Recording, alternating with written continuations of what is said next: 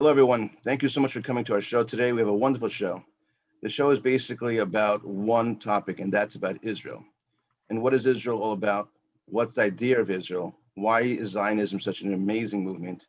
And why we who are Zionists believe that Zionism is the, so to speak, the ultimate social justice movement of the 20th century and also the 21st century.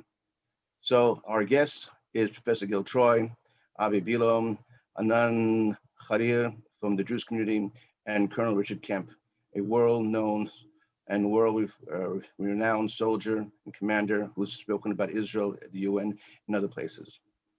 My first question is to Professor Gil Troy. As a Jewish person, why do you think Jewish people for the last 100 years or so, and especially now in the early part of the 21st century, do not identify with Israel in the same way as it did maybe 60 or 70 years ago? What has happened in the last 50 years? Thank you. First of all, let me emphasize indeed what you said, which is that inherent in the DNA of Zionism, inherent in the DNA of Judaism, is tzedek, tzedek tirdof.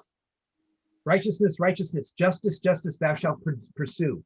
Zionism is a movement for a Jewish democratic state. You can't take away those two strains in order to have Zionism.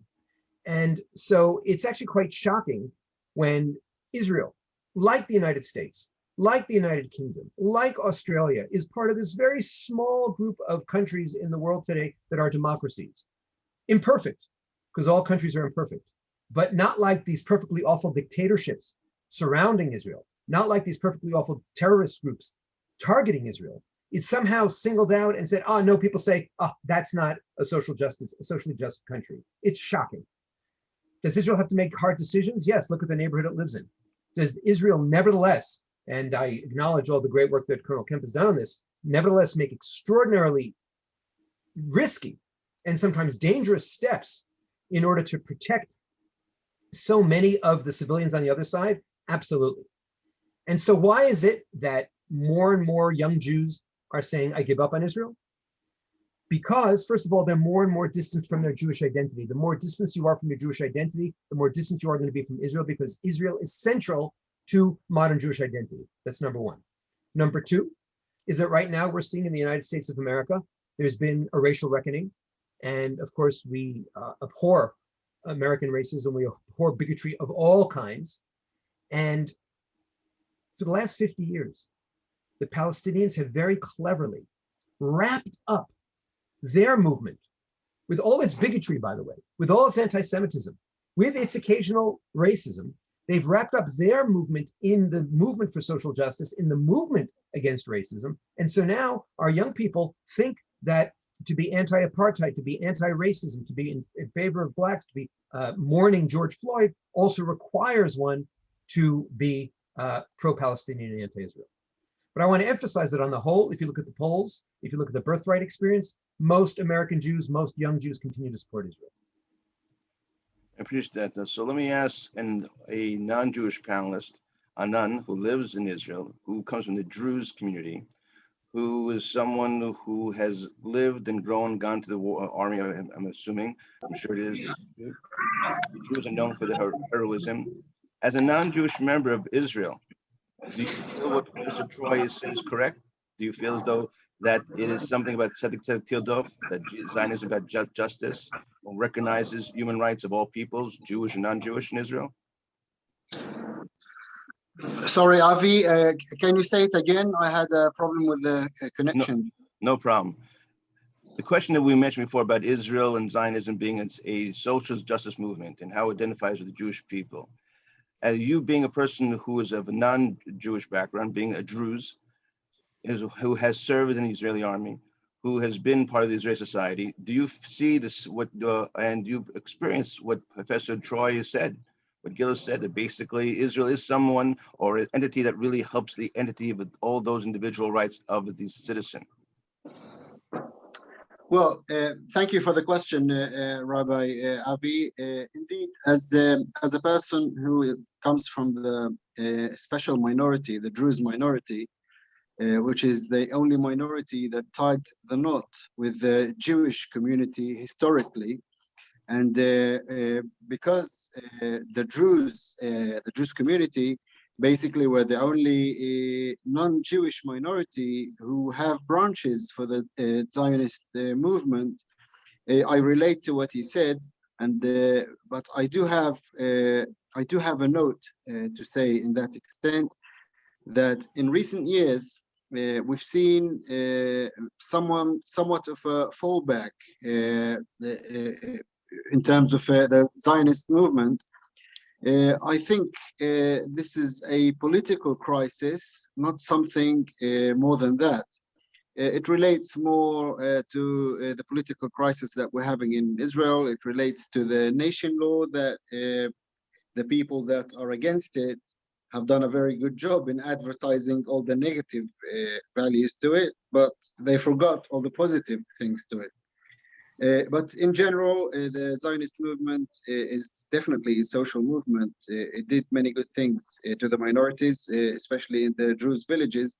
And we do hope that in the near future, we see more contribution to our community, especially the Jewish community, that is the only community that tied the knot with the state of Israel and with the Jewish people going back to Jethro up until now. So based on that question you just mentioned, what you just referred to, Jethro. Jethro is the father of Moshe Rabbeinu, Moses. So basically we're in-laws. By the same token, with the Arabs, we happen to be even more, so to speak, family, because we're cousins. We come from the same father, Ibrahim, Abraham. As a person who knows Can you hear me? The Muslim, I lost you there for a second. Oh, I said this way. The Druze were related as father-in-law and son-in-law between Moshe Rabbeinu, Moses, and Jethro. Where the Arabs were related as cousins because we come from the same father, Abraham. Question is, how come we have better relations with our in-laws, so to speak, with the Druze than with our cousins, the Arabs? Seeing that you speak Arabic, you are able to interact with the Arabs, so the Arabs around those who live in Israel, those outside of Israel. Why don't they recognize all the good that Zionism has done for them in the last 70 years? It's not Arabs and non-Arabs. I think it's religious based. I mean, when you say Arabs, you have Jewish Arabs, you have Druze Arabs, you have Christian Arabs, you have Muslim Arabs. So in terms of the Muslim religion, they're very extreme. They believe in extreme things. They do not accept any rights to any other minorities. I mean, before 1948, I heard from my grandfather, for example, the Druze, because we were a very small minority, we were 14,000 of us in the state of Israel. We were chased, and they did terrible things to us.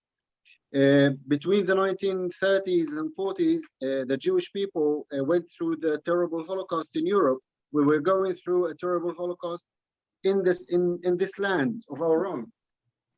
But then the Jewish people came back to the state of Israel, to their land too, and we were here, and we had two choices.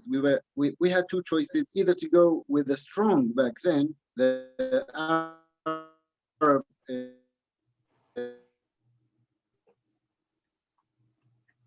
None. Leaders.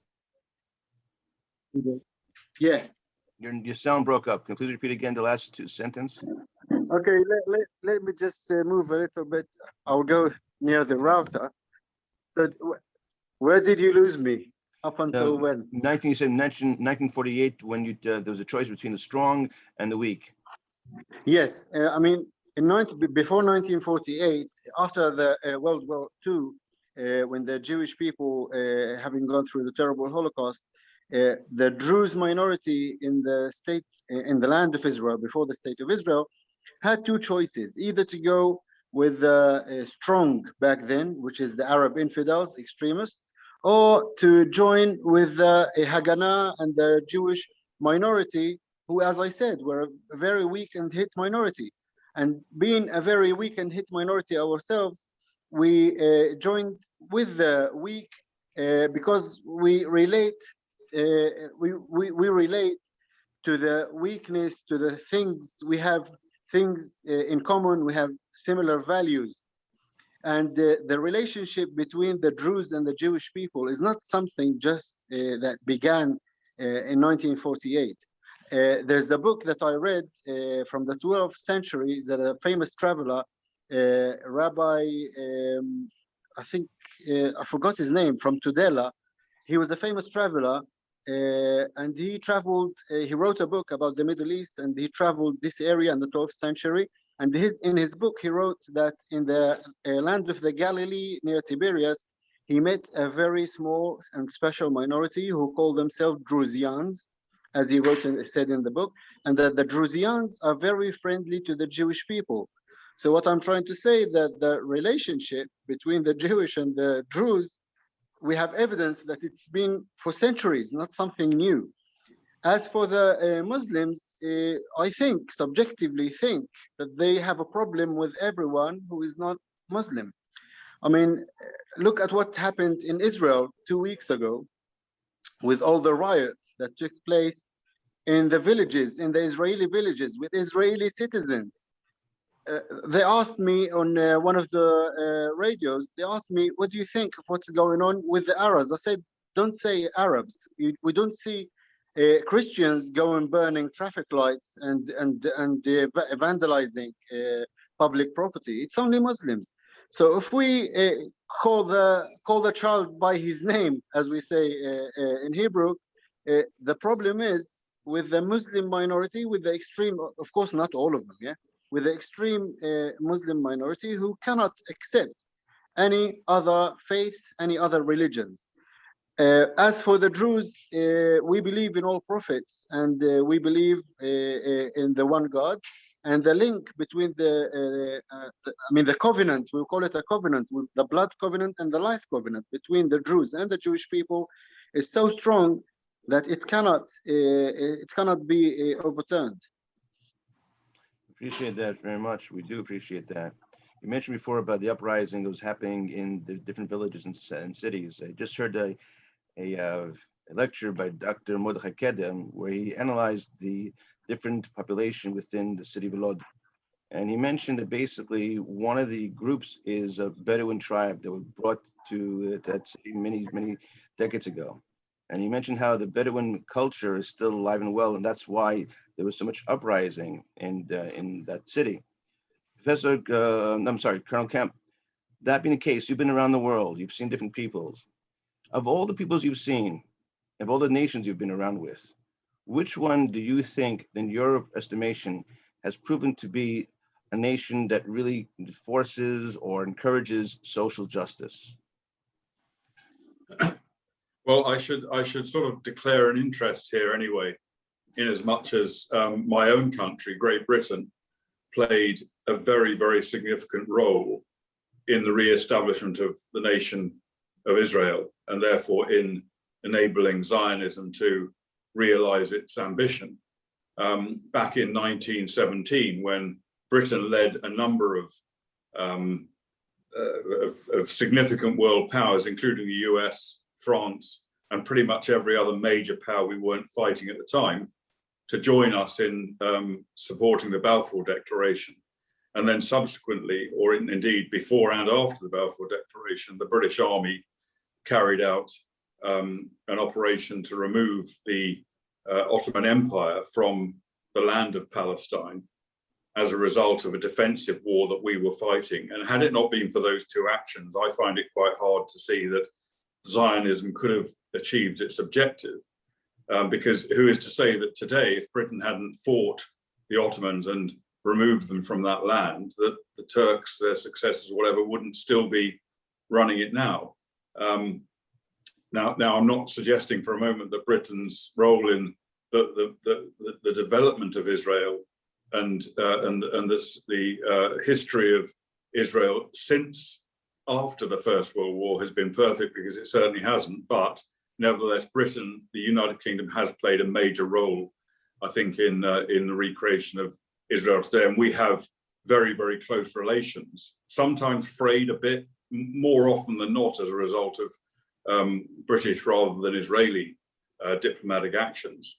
But I would say that of all the countries I've fought in, or not, no, I haven't fought in Israel, but all the countries I've been involved with and seen around the world, there are very few who have anything like the social conscience, the liberalism, the democratic values, the religious values even, and I recognize that most Israelis are not practicing Jews, but nevertheless, I think the religion of Judaism today has a far greater influence on the behavior and the culture of Israelis. And I'm actually speaking from Israel at the moment. I've been here in order to carry out an investigation into the Gaza conflict. And you know, I think there are very few countries that could match Israel in its liberal values, in its enlightenment values. And I'm not talking so much about religion myself. I'm a Christian, but I wouldn't claim to be a particularly good Christian or to have any particular insight in that. But yeah, I think in my experience, in my knowledge, in my observations about Israel, it is it is a light unto the world. It is a very significant player in morality and in the development of civilization. And of course, you know, my own country, Britain, is all of our culture and our existence flows today from Judeo-Christianity. Obviously, that's increasingly being watered down, but nevertheless is a very significant influence still today on our culture. So yeah, I found it, and you know, I could bore you endlessly with my accounts of ways in which, particularly in my area of specialization, military specialization, Israel has led the world. And just one example of that, I think, that I really do need to bring out now, because Israel is so badly maligned in this respect, and unjustly maligned. I don't think any country in the world has ever made so many efforts to protect its people in war, while at the same time doing its best to minimize the loss of civilian life on the other side, as well as on Israel's side. It's unrivaled. And just as one example, the chairman of the US Joint Chiefs of Staff, after the 2014 conflict, sent a team over here to Israel to learn lessons from how Israel did this. And Britain also learned lessons from Israel's military actions in being effective and minimizing the loss of innocent civilian lives. And in my experience, talking to Israelis, watching what the IDF does, being present in some of their operations, this is not just about adhering to the laws of war. It isn't just about avoiding international criticism. There is a deep inbuilt morality within the IDF that I think is actually exceeds pretty much every other armed force in the world. I was talking only today to some senior IDF officers, and I heard time and again from them their own perceptions and their own morality, which I think reflects the armed forces and the country of Israel. Thank you. So Avi Abilo, you being a person who's quote unquote associated with the right wing, associated with quote unquote with people perceived as extremism, maybe because you live in the Judea-Samaria area. From your own encounter, do you see yourself as a person who doesn't respect the quote unquote the opposite, the enemy, the non-citizen, or those citizens who are not Jewish?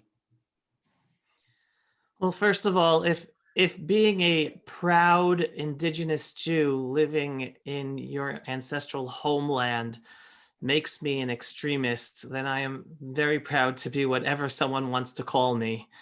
And just before I specifically answer your question, thank you for having me on this roundtable. And it is a real honor to be here with Colonel Kemp, who I've had the pleasure of interviewing. My respect for Colonel Kemp goes beyond what I'm able to express in words. Professor Gil Troy, respect a lot.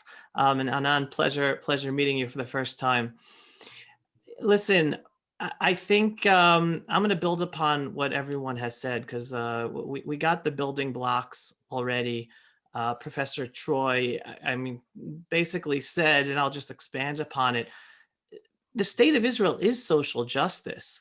The existence, the return of the Jewish people to be sovereign in our ancestral homeland, there is nothing more socially just or liberating, no more successful story in humanity than the story of the Jewish people. And any other downtrodden, occupied, whatever peoples in the world, they should be looking up at the miraculous story of the Jewish people returning to be sovereign in their ancestral homeland. I mean, I like the Tibetans, they're jealous of us. The Native American Indians, they're jealous of us, right? Anyone who's downtrodden, to see that we succeeded in overcoming thousands of years of persecution without the ability to defend ourselves, to come out of that and then be sovereign and establish our homeland and be one of the strongest countries in the world today, because we have to be in order just to survive. I mean, if I'd be speaking on college campuses, I'd be telling them, folks, be inspired by the Jewish people in terms of pursuing social justice. We are social justice. And then connecting with our Jewish identity. Again, I like to separate between what's called the modern political Zionism and then actual Zionism, because to me, Zionism is Judaism. There's no separation between being a Jew and being connected to the land of Israel, whether a Jew lives in Israel or not. Zion is another term for Jerusalem, meaning a Jew is not a Jew without being connected to the land of Israel. So when you're saying you're anti-Zionism, there's no way to be an anti-Zionist without being an anti-Semite. You're basically against Jews. You can't separate that. Yes, there was a modern political movement called Zionism that helped establish the third Jewish commonwealth of the Jewish state of Israel that we live in today. But Zionism as its core is from the Bible. It's Zion, it's Zion, it's Jerusalem. No separating a Jew from Zion. Let's go to your specific question. Again, the state of Israel, the Jewish state of Israel, cares more for its minorities, all minorities, whether a Sunni Muslim, whether a Shiite Muslim, whether a Christian, whether Druze, whether Bedouin, whether atheists. The Jewish state of Israel cares more for all of its minorities, definitely more than any of our neighbors in the Middle East. I like to tell people, any Arab Muslim, whether Sunni, Shiite, atheist, is more blessed to live in, they are the most blessed Arab Muslims in the whole Middle East. You live in a Sunni Muslim country in the Middle East, well, you're persecuted by the Shiite regime. You're a Shiite living in a Sunni country, you're persecuted by the Sunni regime. You're atheist, you're persecuted by everyone. You're gay, you're a woman, you don't have equal rights.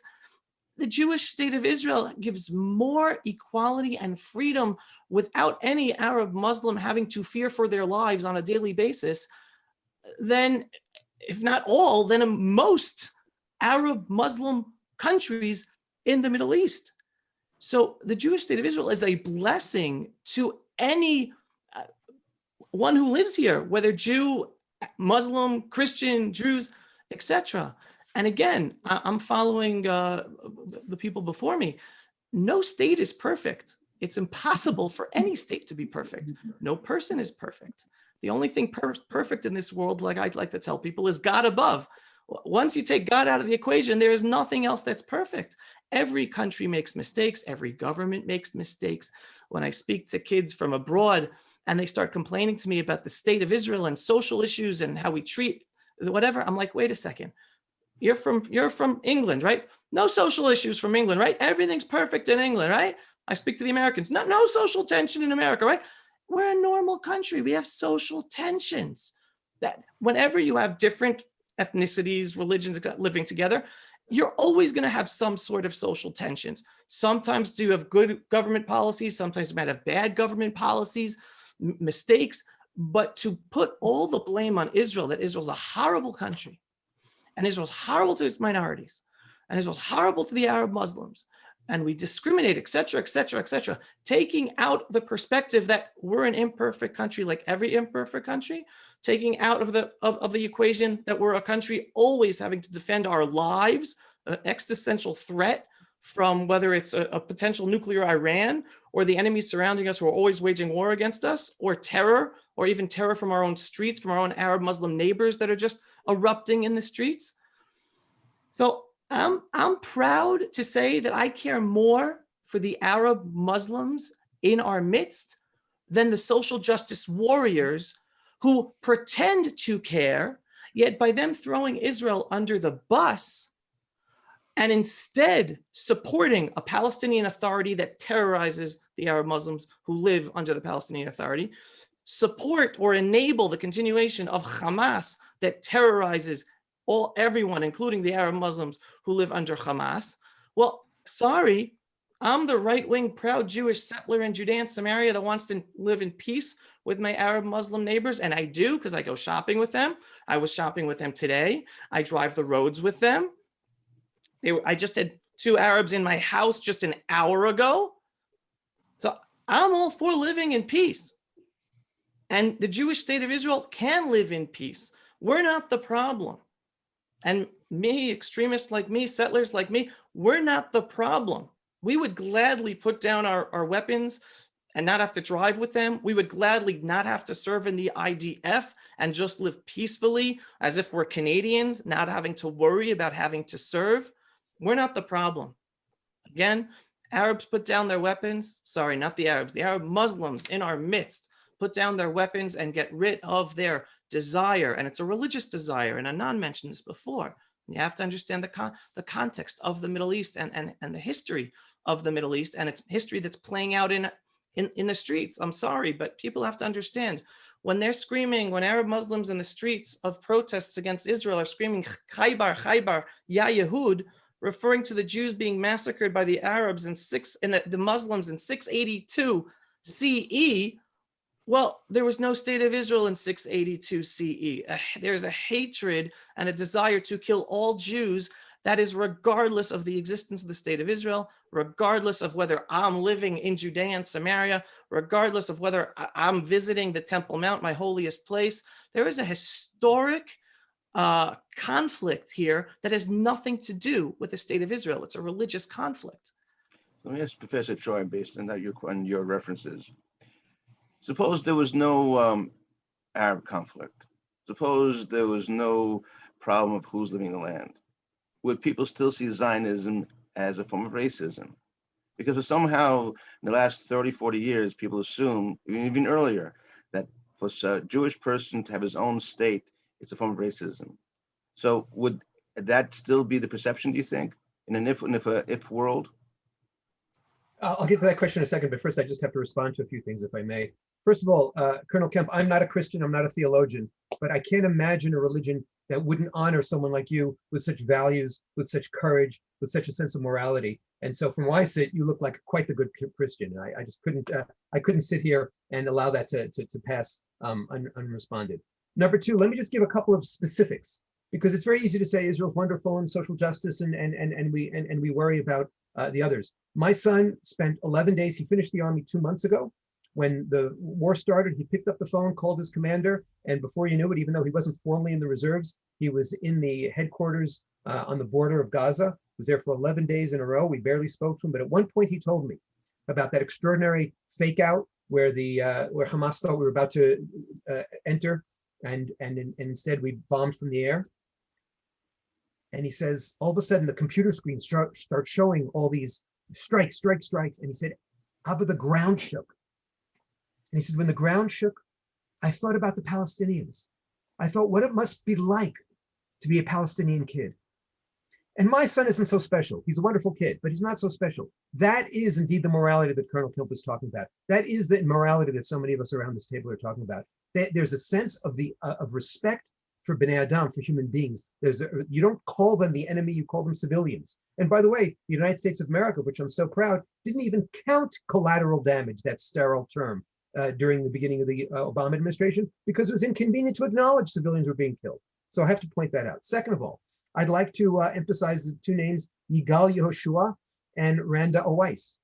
Yigal Yehoshua was a Yemenite background Israeli, which tends to go right, who voted Meretz, which is the left-wing party, who unfortunately was 56 years old, was killed in these riots by, I must emphasize and echo what Anan said at the end, some Arabs.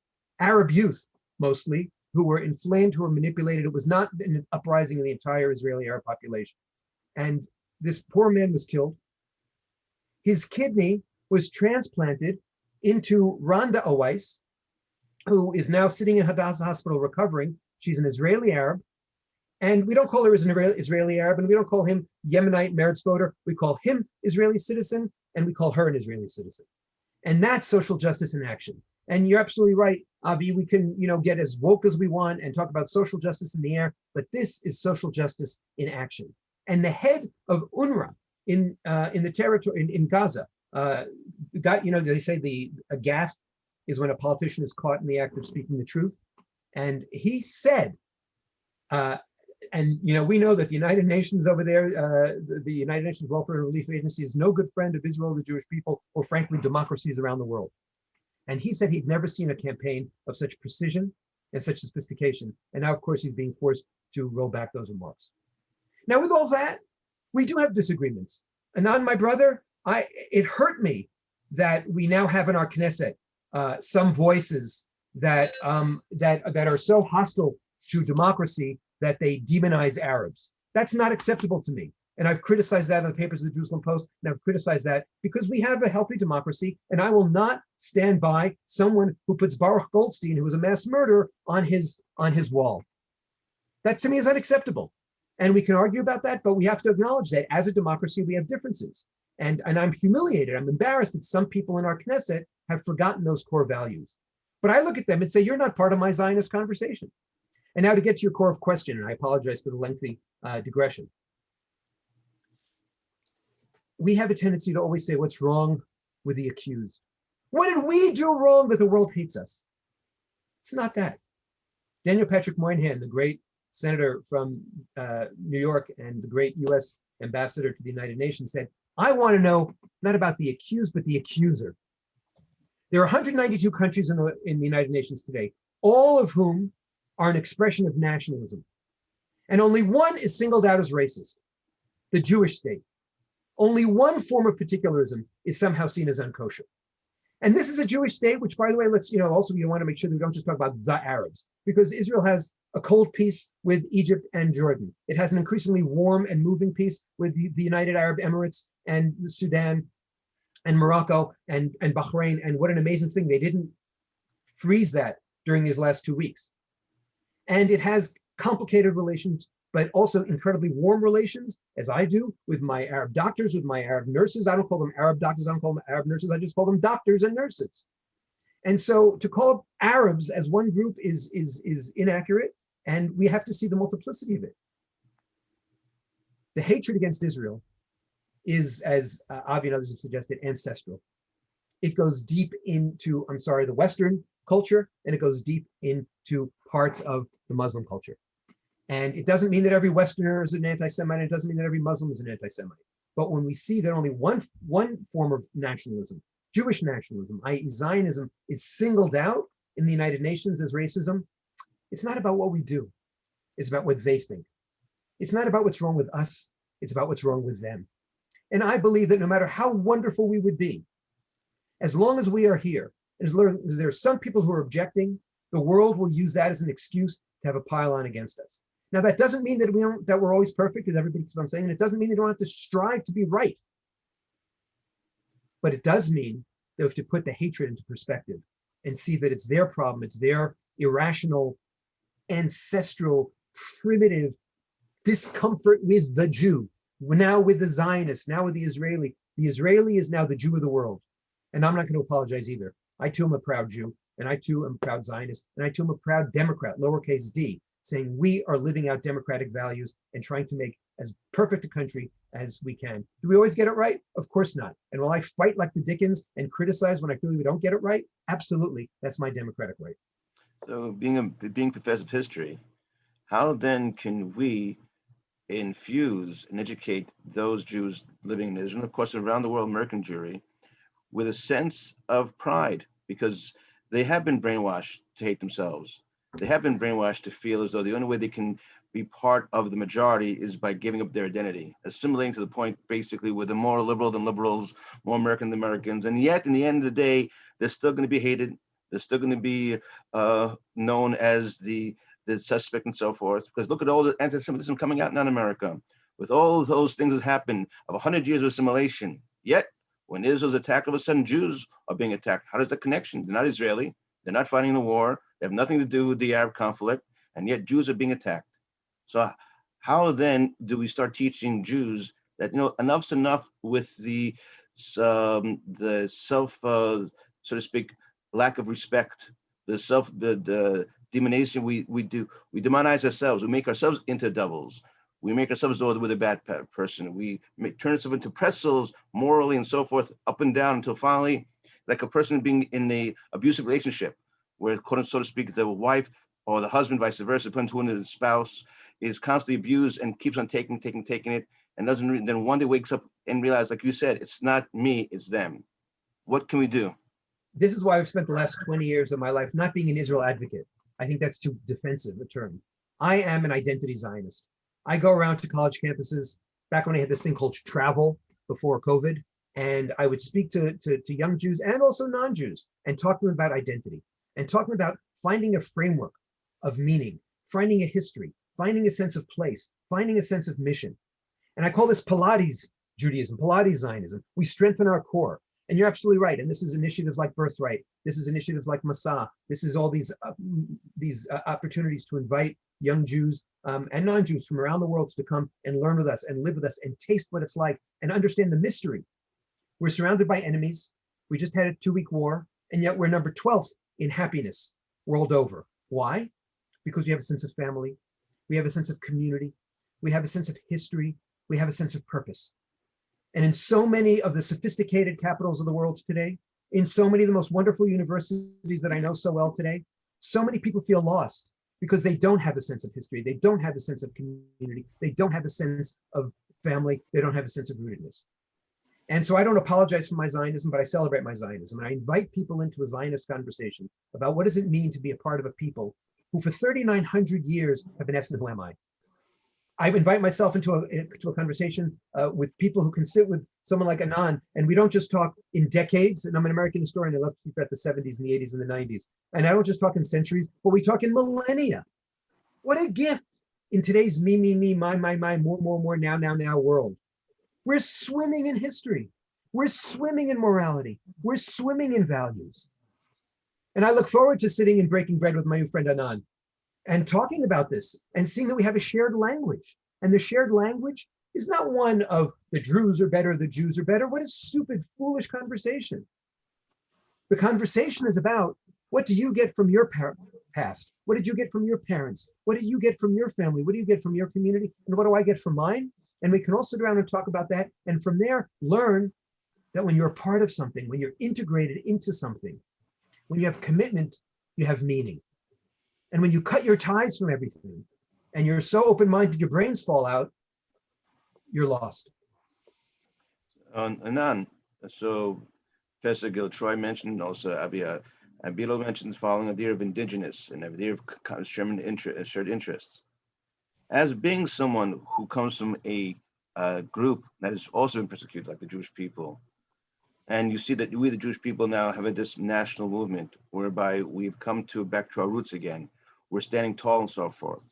How has that inspired the Druze? Do they see themselves also to be inspired, or just the opposite? They think maybe Zionism is not fit for them, that they can't learn from it, and that's been too much. The Jews have gotten too much power.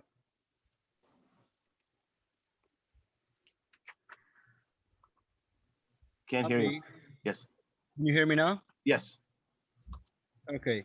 As I said, in 1948, in Israel, in the state of Israel, and before the state of Israel, the political, we had a very complex and very complicated political situation, and both political and religious situation as well.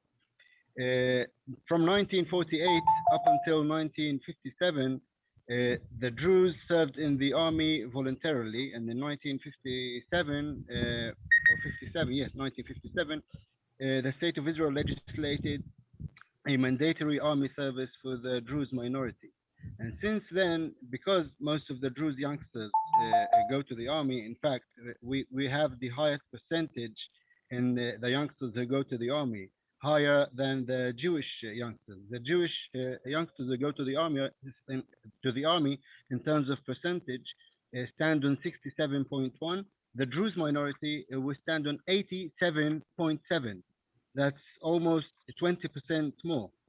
So we look at ourselves as patriotics, as we love the state of Israel, and I think you can call that, in a way, you can relate that to Zionism. But In terms of proportional attacks or responses, you know, it's interesting enough that the Americans, when they couldn't fight the Japanese, and they realized that they're being surrounded by, or basically inside the Japanese houses back in World War II, or homes, there was the enemy, that they came to the conclusion that they have to do covert bombings. And the Americans made in one night a covert bombing that killed 100,000 Japanese. The British, when they were fighting against the Germans, they attacked the city of Dresden, and they killed between 22,000, 27,000 people. The Americans, again, in 9/11, when they were attacked, and 3,000 were unfortunately just killed and massacred in Twin Towers, their response was to go into Afghanistan and then go to Iraq. But when the Jews are attacked with 4,000 rockets that land on non-Jewish and Jewish homes and Druze and Muslims and atheists and Chilonis, secular Jews and so forth, and secular non-Jews and so forth. And when a father and daughter were killed, Israeli Arabs, yet when the Jews respond, it's considered unjust, and it's considered something that is racist, and considered something that is evil and so forth. That being the case, when a person wants to apply the concept of morality in war, and not just in terms of war, in terms of defense, how do you see it, whereby there's so much anti-Jewish feeling, and you being a person who comes from England and so forth, in the outside world, outside the Jewish context, we mentioned before, is it historical? Is it religious? What is it? The reason why they so much hate us? I think, I mean, if I might make a comparison between Britain a few years back and Israel today, Israel's just been subjected to a massive bombardment by largely unguided rockets fired at its civilian population from Gaza, and carried out a very strong response. I think a very, very significant and strong precision response to that. In 1944, the southern part of Britain was subjected to not necessarily an equal bombardment, but a very significant number of very powerful, much more powerful rockets fired by the Germans from France into Britain. And how did Britain respond? Britain didn't respond by, maybe offering the hand of friendship or being expected to show restraint, and other countries didn't ask Britain to show restraint and do it. Britain responded with the maximum possible violence against those people who were killing our citizens in southern England, even before the first rocket was fired by the Germans, while they were still being developed in 1943. The Royal Air Force launched a 1,000-bomber raid onto the development site, and that bomber raid, it seriously set back the development of the missiles, and it killed a large number of innocent civilians in the vicinity of that target. And then when the missiles did start to rain down on Britain, we launched bomber attack after bomber attack after bomber attack on the places that were manufacturing them, on the railroads which were transporting them, on the roads that were transporting them, on the storage sites and on the launch sites. And we essentially obliterated everything we could to do with those rockets. And many innocent civilians were killed in the process, including French civilians in France, where most of these rockets were fired from. The situation is not totally dissimilar. I mean, in that case, Britain didn't have the Iron Dome or anything like it. We developed some quite effective defences, but they weren't as effective as the Iron Dome. Of course, times were very different. But no one criticised, I don't think, the Royal Air Force and Great Britain for defending themselves in that way. The reason that we have the criticism of Israel in the way we do is because effectively of a Sorry very for the intrusion. I have to intrude. I have a very special guest who just popped into my house. The former UN ambassador. Oh, Ani Danon. Shalom, shalom. Very shalom, good shalom. friend. You should all come to the Galil. It's much nicer than the offices where you're staying now. So guys, it was a real pleasure. I have to hang up Yes. now because of our guest. Yes, It's been a pleasure, and hopefully we'll do some more meetings. and absolutely. more Thank you Thank very you much. so much for joining us. Thank you. Thank you. As you're saying, Colonel. I'm sorry, I clearly bored Anand to death with No, my not at all. my monologue about Second World War. But the reason I think that to get to your question, really, the reason that that I believe Israel comes under such pressure, it's a complicated and multifarious situation, and clearly part of it is anti-Semitism. And in the West, in parts of the United States, in parts of Europe, there is still an ingrained anti-Semitism. And I've encountered it myself. I've often fought against this anti-Semitism. That plays a role in it. It's not probably today, I would say that's not the most significant element of it. There is also a desire by politicians in many of our countries, in Europe and the US and elsewhere, to appease the minority populations in our countries that are set against Israel. And as Avi said, it's not every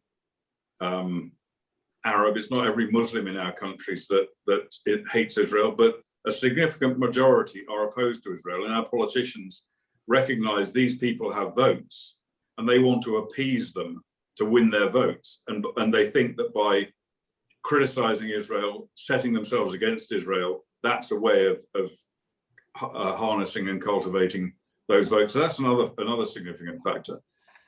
Britain has, and other European countries have quite a dark history in relation. I'm not talking about anti-Semitic now, but in relation to their support for Israel. And if you go back to, I mentioned earlier, Britain's role in the re-establishment of the State of Israel after the First World War.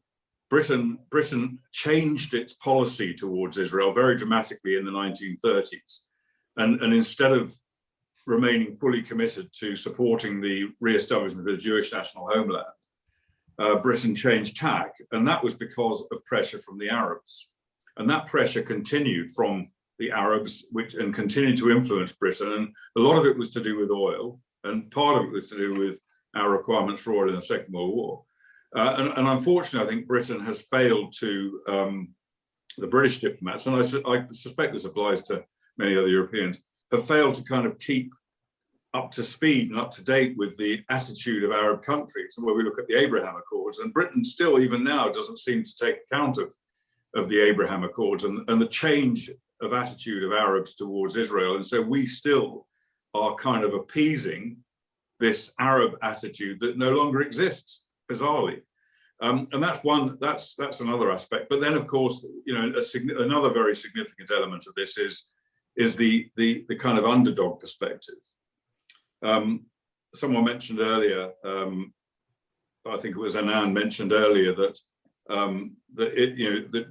Jews in the land of Israel were very weak when they arrived, when the state was formed.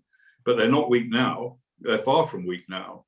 And Professor Troy mentioned in his last comments that despite all, Israelis are some of the happiest people in the world.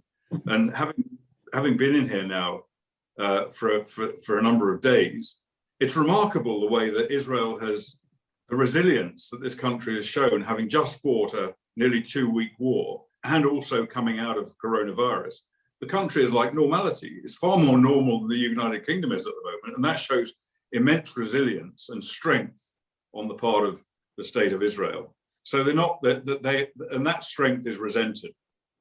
And that is partly another contributor to the anti-Israel feeling. And I think the final thing I would say is that Israel is seen as a proxy for the United States of America. It's seen as a kind of, by some people, as a colonial outpost of the US in the Middle East. And those people who don't have the guts to attack the US, either politically or militarily, they feel that they can attack a smaller entity such as Israel as a proxy for attacking and despising the US. And that also accounts for it. And in sum, all of this amounts to, as well as, of course, a key issue that I didn't mention, but others have already mentioned here, the religious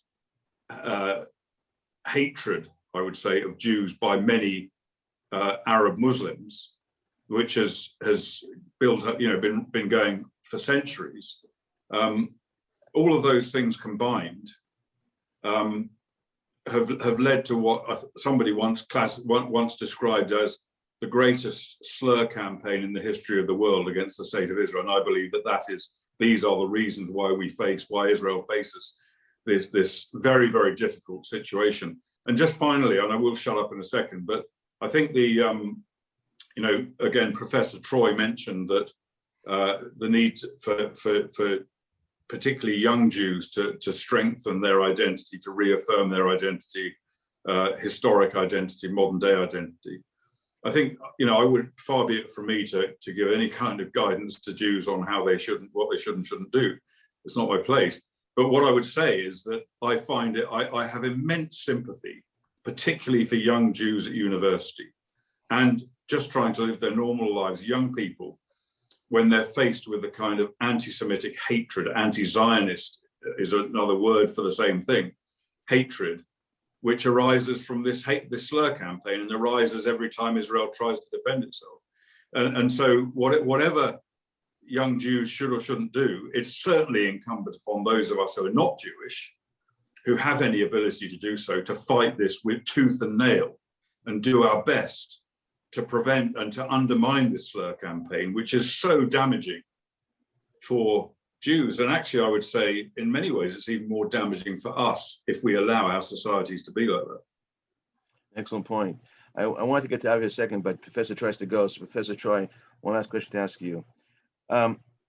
It seems that if we want to get rid of all the problems in terms of proportional, disproportional retaliation, basically we should have a non-Jewish government and people would accept us because once non-Jew fights, it's okay. But in terms of how, can you show the audience, as professor of history, professor of Zionism, what Zionism has done in order to enlighten the human soul of all human beings?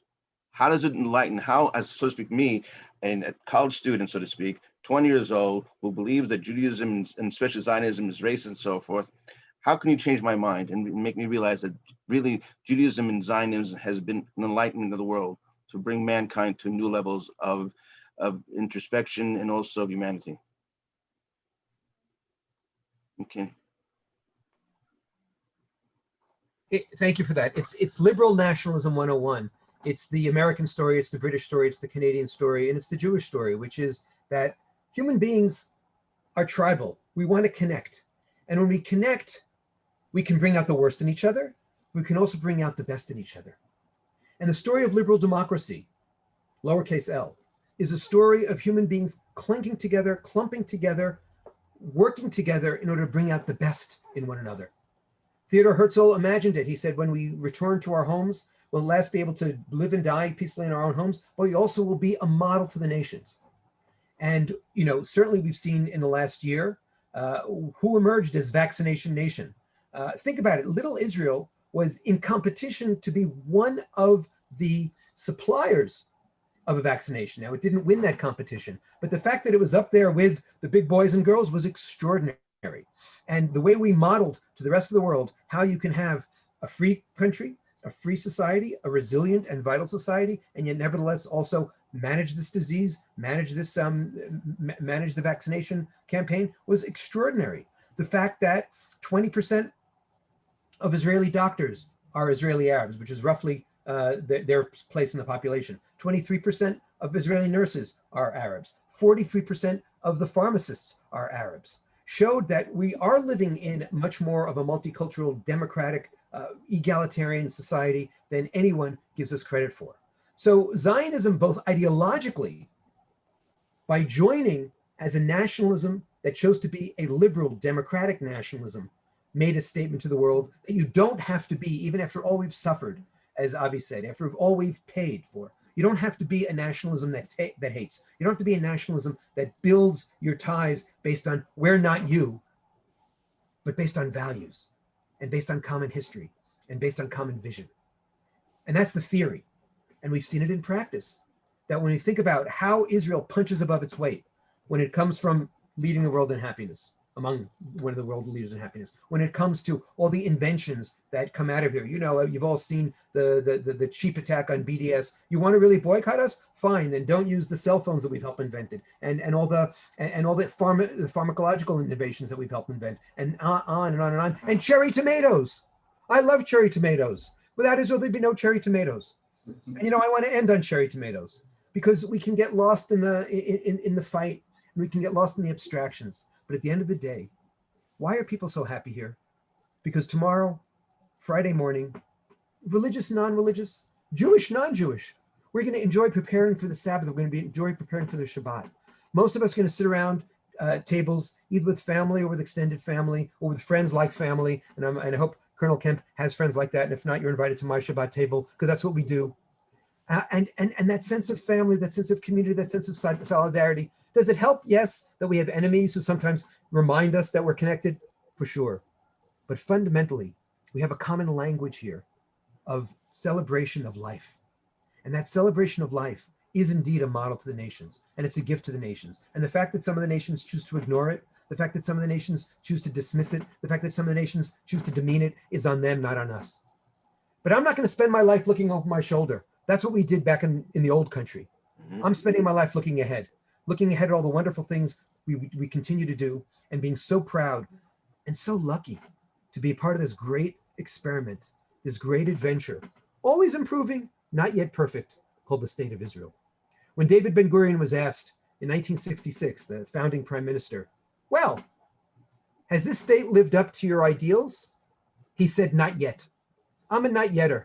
We're still working on it. But boy, when we look back, we have come so very far. And when we look ahead, there's still more work to do. But I'm so proud and so lucky to be a part of this great adventure, the greatest Jewish adventure of the last 2,000 years, and one of the great world adventures of this people, as Avi said, lost, broken, wandering, who came home, and in finding their homes, found their strength, found their souls, and want to share that with the world.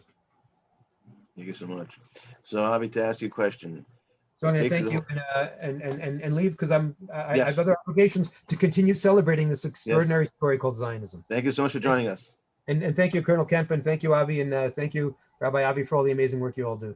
Thank you so much. Thank you, Professor, for your invitation. I look forward to joining you sometime for cherry tomatoes. Very good. So Avi, we mentioned before, and we want to discuss about the area as we continue, that social justice in action is Zionism. What have you seen that has shown to you that we shouldn't look back anymore and look forward in Israel, that you've seen from your own experience as an American Jew who's come to Israel, who has seen the idea that maybe that what you thought 20 years ago, has it come up to the same level? Has it gone down expectation? Do you see more social justice happening for everyone in the land of Israel? Has Zionism inspired you, or has it inspired others to realize that they can't fulfill their potential as human beings? Wow, what a loaded question. Well, let me start by saying this. I think, again, the Jewish state of Israel, the Jewish people, we're a speck. We're a speck on the map in terms of geographically. We're a speck on the world population. And yet, as Professor Troy was saying before, we punch way above our weight in so many ways. And here's another way we punch way above our weight. And it's not only is it not appreciated, it's ignored and we're put down, because the baby is thrown out with the bathwater. The whole social justice movement today is essentially about the oppressed, rights for everyone, for the downtrodden, et cetera, et cetera. Well, the Jewish people, we live according to the mantra that we're going to live our lives that as victors, not victims. even though we have 3,000 plus years of persecution and exile. And we could play the victim Olympics if we want to, but we don't. As Professor Troy mentioned as well, we're focused on the now and moving forward. We're not complaining about, oh, how horrible we are. Oh, give us a break. Oh, this, that. No, not at all. No matter how hard of our situation, we are the Jewish state of Israel trying to make the world a better place, not just for the Jewish population of Israel, not just for the Arab Muslims, not just for the Arab Christians, not just for the Druze, but for the Haitians and the Turkish and the Tibetans and the Americans and the Canadians, whether it's with actual humanitarian aid when there are catastrophes and natural disasters taking place around the world, whether it's medical devices, whether it's supplying a water technology to countries in Africa. There are so many ways that the Jewish state of Israel, in our daily running of our lives as a state and as people, because it's also initiatives of individual Israelis who are making a huge impact on society. So again, we live our lives as a people, as a Jewish state, as victors, not victims. And all the social justice warriors, they're focused on victimhood. Who's the biggest who's the bigger victim? Who needs more government assistance? Who needs more pity from society? And if you're not pitying, well, shame on you and let's cancel you. Well, that's not the Jewish people. No, we'll help anyone who needs help as best as possible. Our focus is moving forward and positivity as our Jewish tradition and culture gives us. So that's what the Jewish people and the state of Israel bring to this world. And I wish that all those people who say that they care about human rights, they say they care about the oppressed and the downtrodden, they would see us and appreciate and internalize this same understanding of, let's celebrate life. Let's make life better for everyone by moving forward and positive and not by playing the victim Olympics. And I also want to add this following story, which shows how the headline news totally ignores reality, how these social justice warriors are totally brainwashed. They're in a sense enabling evil, and instead of actually helping everyone to get to a better future. When I say everyone, the Jews, the Muslims who live in Gaza, the Muslims who live in Judea and Samaria under the Palestinian Authority. Two very short stories that are so important. In my house, around 2 years ago, I had a Muslim from Gaza at my Shabbat table. So everyone was like, how in the world did you have a Muslim from Gaza in your house, and why on Shabbat? Well, the story gets even better. He was in a conversion program to be a Jew while serving as an IDF soldier. So now you're going to go, wait a second. Why was a Muslim from Gaza serving as an IDF soldier converting to be a Jew? Well, I asked that question at the Shabbat table, and he told me the following story. His father was an employee of the Palestinian Authority in Gaza. When Hamas did a military coup against the Palestinian Authority, well, they were throwing Palestinian Authority officials off the roofs and killing them and their families. His father then had to hide with his family because he was associated with the Palestinian Authority in Gaza. Because he knew that Hamas were evil and horrible and doing this to their fellow Gazan Arabs, he ended up helping the IDF go after Hamas officials in Gaza. So his life was in danger, and the state of Israel, in appreciation of them helping, of this Palestinian Authority official in Gaza helping the state of Israel, well, the state of Israel brought him and his whole family, him, his wife, and his 4 sons into Israel to save their lives because they were going to be killed if they stayed in Gaza. Him and all 3 of his brothers had such an appreciation for the Jewish state of Israel, how the Jews cared about their lives more than their own neighbors, their own family, their own friends in Gaza, even family who wanted to kill them because they were associated with the Palestinian Authority, that when they became Israeli citizens, they said, not only do we want to serve in the Israeli army as soldiers, as appreciation for the Jewish state of Israel, they wanted to convert to Judaism. And he was the youngest of his 4 brothers who all served as Israeli soldiers. They all 4 converted to be Jews. Now that shows a very important part of the story of our reality here that does not get shown by the news, does not get shown by the propaganda arms of the Palestinian Authority and Hamas, and that all the major media put out there in the world.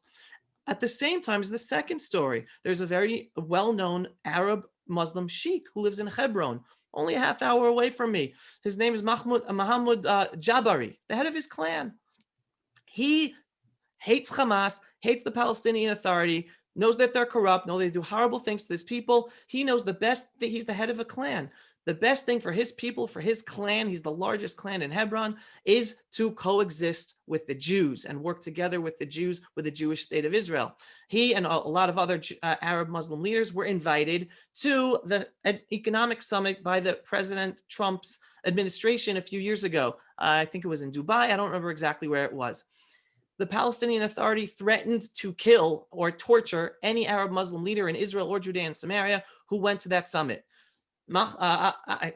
Jabari went, even though he was threatened, because he wants to work. He doesn't care about the threats on the Palestinian Authority, Hamas. He went to the summit. He also has to come to Efrat. I live in the Jewish settlement, the community of Judea and Samaria in Efrat. He's been here a number of times sitting in the house of my mayor. They have relations. Again, he believes in coexistence. He believes in working together with Jews to better the future of his own people, because he knows they have a horrible life under the Palestinian Authority and Hamas. Well, he came back from that summit, from the economic summit, and then he was tortured, kidnapped and tortured by the Palestinian Authority secret police for 6 months. Today, he walks around with a lisp and he limps. Why? Because of him being tortured for 6 months by the Palestinian Authority. And again, my message to those social justice warriors out there, my message to my fellow Jews, to the youth, to the college students, if you really care about the Arab Muslims in Gaza, in Judea and Samaria, in Israel, then stand by and support Israel, who treats all of our minorities as, we're not perfect, but we try as best as possible with mistakes along the way, but way better than the Palestinian Authority and way better than the Hamas. The future is allowing Israel to have the latitude to rule and be able to live, to give the freedom and equality to those Arab Muslims who do want to live peacefully with us, but allow us to rid the evil Hamas and Palestinian Authority terrorists who are terrorizing their own people.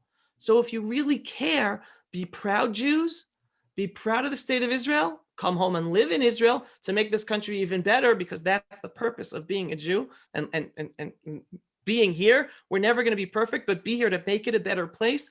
And it will also be made a better place for those Arab Muslims who you say you care about, but by denigrating Israel and by bashing Israel and by supporting the enemies of Israel, not only are you making life worse for the Arab Muslims in Judea and Samaria and Gaza, you're making life worse for yourself, because those pro-Palestinian anti-Semites in London and New York and Los Angeles and Miami and Toronto and in Melbourne, they don't care if you support Israel or not. When they're out there on the streets screaming Khaybar, Khaybar, Ya Yehud, and putting swastikas on Jewish homes, they're not asking first, oh, do you support Israel or do you hate Israel? No. They look at you as a Jew. And just because you're a Jew, they're going to be attacking you. So either stand with your people and stand with your ancestral homeland and own your identity, or get ready to be punished for being a Jew, even though you're trying to distance yourself from your identity. And this is the same message I give to Christians and proud Britons and proud Americans and proud Canadians. It's not just religious conflict. It's not just about the Jew. It's about the infidel. And everyone has to see the Jews as the canary in the coal mine. And even though they're attacking the Jews right now, well, after they come after the Jews, they're going to come after the others. So if you want to save your own lives and your own nations in Britain and America and Canada and Melbourne, well, stand with the canary. Look at that warning. Stand with the Jewish people. Stand with the state of Israel that truly stands for social justice and caring for all minorities. And don't stand with the enemy that's not just after the Israeli and not just after the Jew, but after all the infidels. And again, this isn't all Arab Muslims, but it is something that exists for thousands of years within Islam. And that has to be dealt with. And I have to call out to the politicians and the Jewish leaders, do not continue ignoring the elephant in the room, which is this element of Islamic society. Because not only are you doing injustice for the Jews and for non-Jews, you're doing an injustice for those peaceful Arab Muslims who want to live peacefully as Britons, as Americans, as Canadians, as Australians, because by being silent about the evil within their own communities, that you are allowing them to be terrorized by their own, as opposed to going after the leaders, political leaders, religious leaders that are terrorizing all of us to make a better future for all of us. Thank you.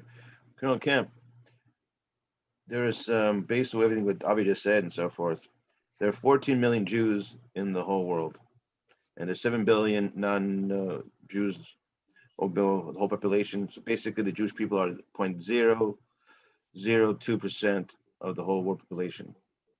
There's 240 nations, and only one of them is Jewish. From perspective, from your perspective, do you think this, the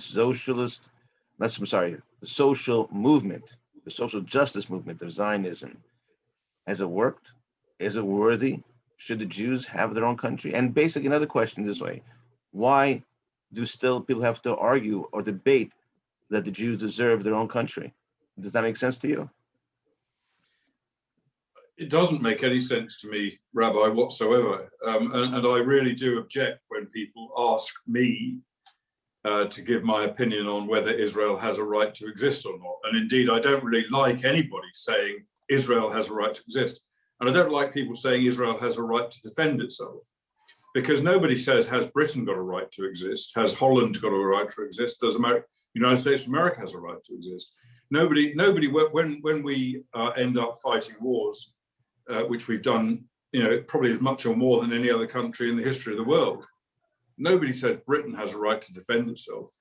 It's assumed. We have to. We're a sovereign democratic state. We have not a right, but a duty, the government does, to defend ourselves. So I think that people who talk about the Israel's right to exist, and I think it's quite in many ways quite a despicable action, words rather, that people are making. I think there's no question about Israel's right to exist. There's no question about Israel's value to society across the world, and we've already heard, apart from all of the scientific developments, and we've heard about cherry tomatoes, we've heard about iPhones, various computer chips, an extraordinary coronavirus vaccination program, international aid. Israeli IDF forces are often among the first military forces into a country which has suffered a disaster to deliver effective and rapid humanitarian aid. All of those things are contributions, and many, many more, to the development of civilization. It's obvious, it's self-evident that Israel should be, Israel is an experiment that has succeeded. Without a doubt, it's succeeded.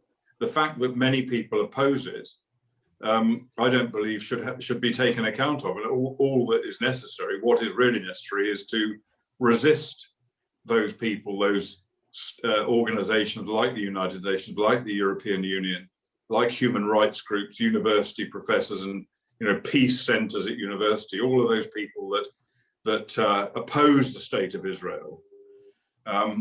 It's up to us. It's up to, I think, what I would describe as sort of decent human beings who can tell right from wrong, to stand up to that and to stand alongside Israel as Israel stands alongside our countries. I just want to finish my remarks by giving it one example of how that occurs from my personal experience. In 2005, Britain suffered a series of suicide bomb attacks in London, on the Underground and in the bus. And I was working at the time in the Prime Minister's office in the UK, and I was responsible for international terrorism intelligence to our crisis management group called COBRA. We convened COBRA in the morning just after these attacks had occurred, so that the British cabinet, could work out what policies to declare in relation to it and what follow-up to take. the first phone call I got from any foreign intelligence service was from Mossad. And the head of Mossad in London phoned to say, whatever assistance you need, whatever help you require, whatever resources, whatever assets, whatever you want, you just pick the phone up and you tell me and you'll get it. Because as of this moment, Mossad's #1 priority is supporting the United Kingdom at this time over this terrible bombing. Now that, to my mind, is extraordinary friendship, which is extremely unusual. And I think virtually very few countries in the world haven't benefited from Israel's friendship in one way or another, even if they don't admit that Israel is a friend of theirs, and maybe it isn't a friend of theirs, but they still get the benefit of Israeli technology, Israeli intelligence, Israeli ingenuity. And therefore, I think, it's anybody who is a right-thinking person needs to be standing alongside, I would say, alongside the state of Israel. And we don't want to hear any more of this stuff about how it has a right to exist and a right to defend itself. It's self-evident. Appreciate that very much. Well, first, I want to thank all the guests, you Colonel, you Avi, and Anand, and Professor Troy. And I want to thank the audience. Basically, what we learned in the last hour is that, first of all, the Jewish nation, like any other nation, has the right to exist, has the right to defend itself. And we, the Jewish people, and those who defend the Jewish people, have to realize a very important point, which is that we don't have to kowtow anymore to other people's expectations. We have been and risen above the world's expectations. We who've been the most depressed, the most rejected, the most persecuted nation in the whole world, have risen from the ashes. For 2,000 years, we've wandered the world as former warriors who fought against the Roman tyranny and who have been despised by other religions who came from us. And that being the case, finally we have risen, and we have shown the world that no matter what kind of underdog you may be, no matter how dejected you may be, if you believe in God, you believe in yourself and your own purpose, you can rise from the ashes. It's a great testimony, what you just mentioned before, Carl Kemp, that even after, so to speak, the problems that Israel had, the Jewish people had with the British during the 30s and 40s, that the Jewish people didn't hold that as a grudge. We could have held it as a grudge and said, we won't come along and share our technology and our intelligence and so forth. And the whole same thing also with the world in the last 2,000 years. We, the Jewish people, say the technology belongs to us, our rights belong to us, but we share and share and share. And most importantly, and those who come to Israel can testify themselves. I challenge anyone again to come to Israel and see for yourself that Israel does respect all its citizens, that gives the rights to all citizens. And if there's something lacking in our relations with other non-Jewish citizens or even Jewish citizens, we try and get better day by day by day.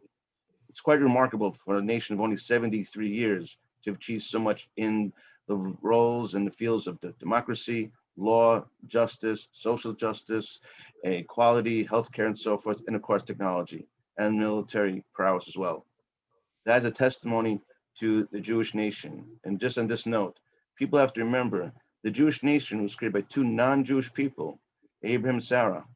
So when the non-Jewish world believes, hey, there's no connection, just the opposite. It was two non-Jewish people who drew a line in the sand 4,000 years ago and said enough to the immorality of the world. And that is the beginning and genesis of the nation of Israel. And 4,000 years later, the Jewish people are a light unto that nation. And thank you, Colonel, thank you, Avi, thank you, Anand, and thank you, Professor Troy, for presenting and showing that Zionism is really social justice in action.